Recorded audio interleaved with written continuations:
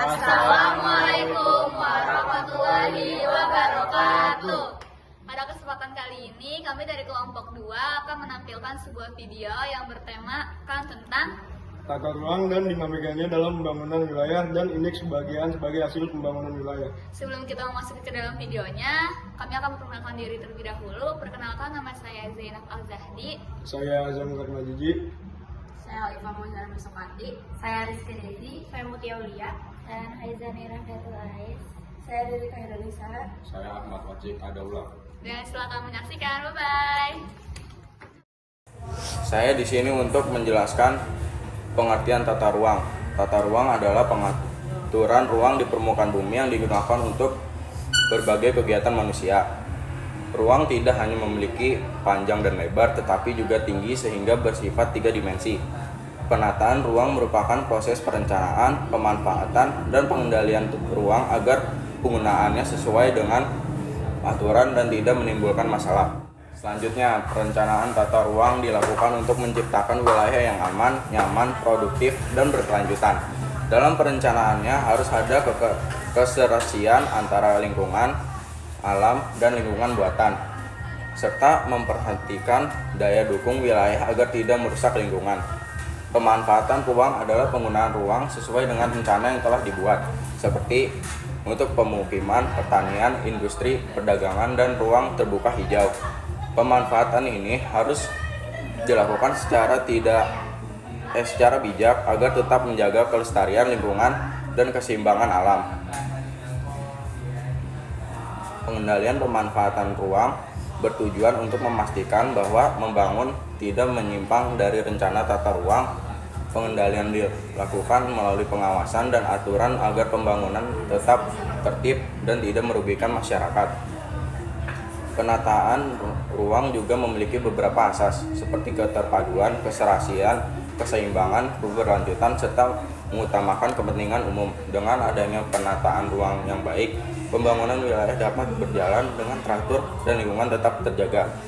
Sekian dari saya. Kita akan masuk yang kedua, yaitu asas-asas penataan ruang.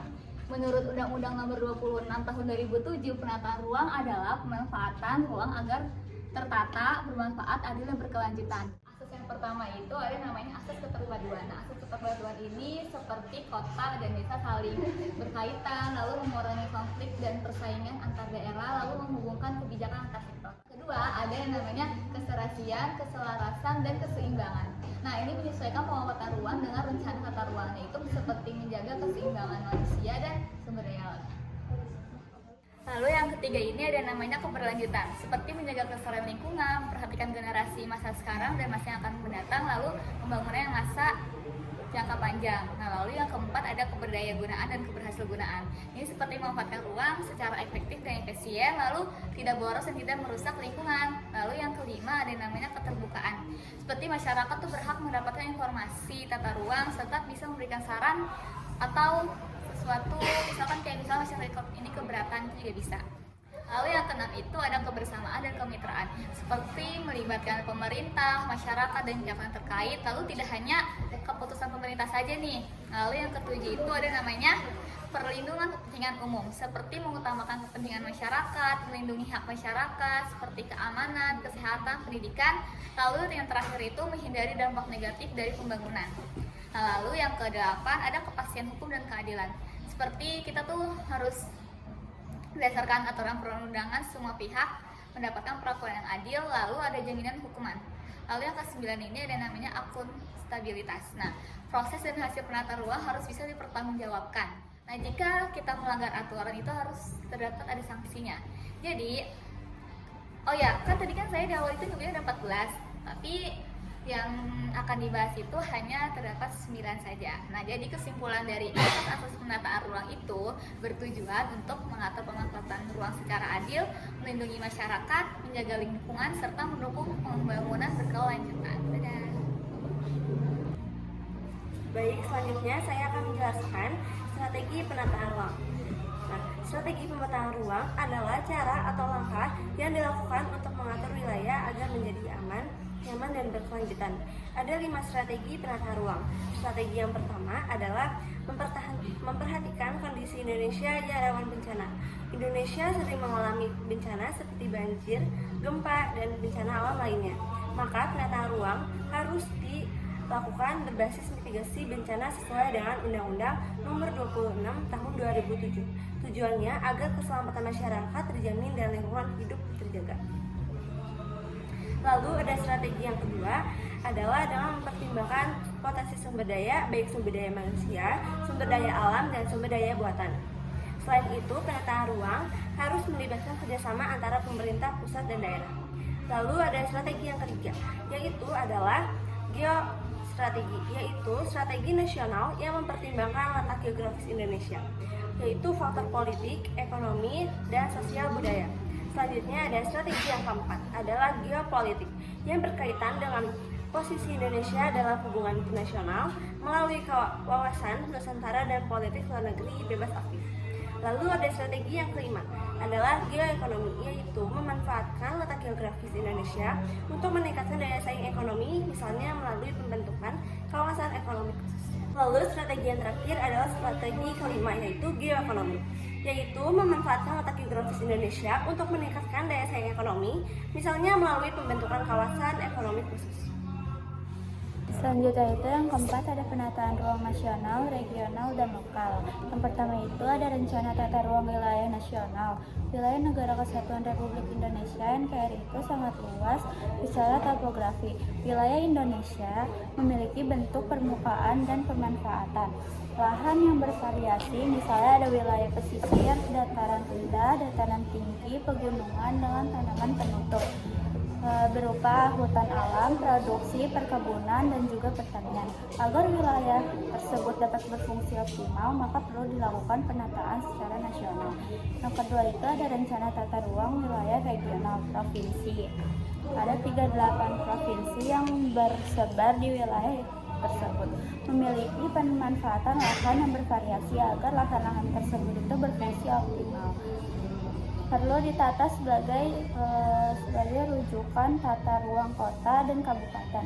Penyusutan rencana tata ruang pengacu pada dokumen rencana tata ruang wilayah nasional, pedoman dan petunjuk pelaksanaan bidang penataan ruang dan rencana pembangunan jangka panjang daerah. Selanjutnya itu yang ketiga, rencana tata ruang wilayah regional, kabupaten atau kota. Ada 514 daerah kabupaten atau kota yang tersebar di seluruh wilayah Indonesia. Ruang wilayah kabupaten dan kota perlu dirancang tata ruangnya agar menjadi wilayah nyaman, efisien, dan berkelanjutan. Oke, saya Moza. Saya di sini akan menjelaskan tentang pengertian indeks kebahagiaan. Nah, secara etimologis, kebahagiaan itu dapat diartikan menjadi kondisi hidup yang baik dan bermakna. Nah, dalam arti pembangunan wilayah ini, kebahagiaan itu merupakan cerminan standar dari kesejahteraan dan perkembangan masyarakat sosial. Nah, jadi indeks kebahagiaan itu adalah ukuran untuk mengetahui seberapa kebahagiaan masyarakat di suatu wilayah. Nah, kebahagiaan di sini bukan hanya soal uang, melainkan soal pendidikan, kesehatan, hubungan sosial, dan rasa aman. Di Indonesia, indeks ini diukur oleh Badan Pusat Statistik melalui survei langsung kepada masyarakat. Jadi, indeks kebahagiaan ini adalah untuk mengetahui gambaran kepuasan orang terhadap kehidupannya. Nah, lalu ada 3 faktor yang mempengaruhi indeks kebahagiaan. Yang pertama, kepuasan hidup, yaitu ketika seseorang sudah berhasil mendapatkan apa yang mereka inginkan, seperti mendapatkan pendidikan, kesehatan, pekerjaan, dan lain-lain. Dan yang kedua ada perasaan, ketika seseorang merasakan senang atas perkembangan wilayahnya dan merasa aman. Yang terakhir ada makna hidup, yaitu tentang kemandirian, pengembangan diri, penerimaan jati diri, dan tujuan hidup. Sekian. Selanjutnya yang keenam itu ada keharmonisan keluarga. Nah, keluarga yang harmonis, mengerti satu sama lain, saling mengayomi, itu tuh membuat tuh saling nyaman satu sama lain. Jadi tidak ada yang merasa tertekan. Contohnya kayak gitu deh. Selanjutnya yang ketujuh itu ada ketersediaan waktu dan luang. Nah, contohnya gini, misalnya kalian tuh capek kan kerja dari hari Senin sampai hari Jumat atau Sabtu. Kalian pasti hari Minggunya punya waktu luang, jadi kalian tuh harus menggunakan waktu luang itu untuk bersantai.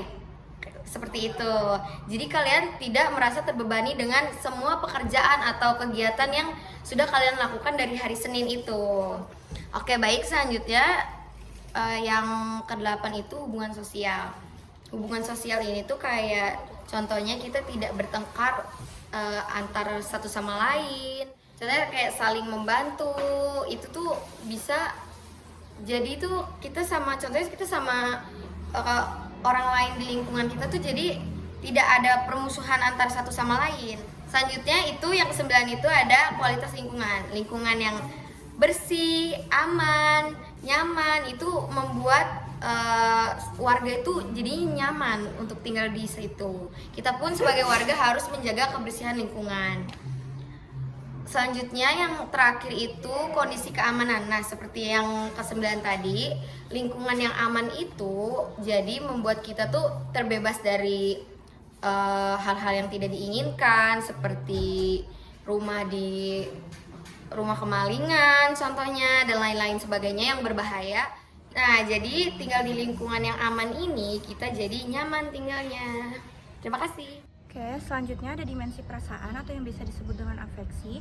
Dimensi perasaan ini merupakan suatu elemen yang menentukan tingkat kebahagiaan seseorang. Nah, dimensi perasaan ini terdapat 3 indikator. Yang pertama ada perasaan senang, yaitu emosi positif yang mencerminkan kebahagiaan. Yang kedua ada perasaan tidak khawatir, yaitu rasa aman dan nyaman tanpa adanya rasa cemas. Yang ketiga ada perasaan tidak tertekan, yaitu terbebas dari rasa stres dan tekanan psikologis.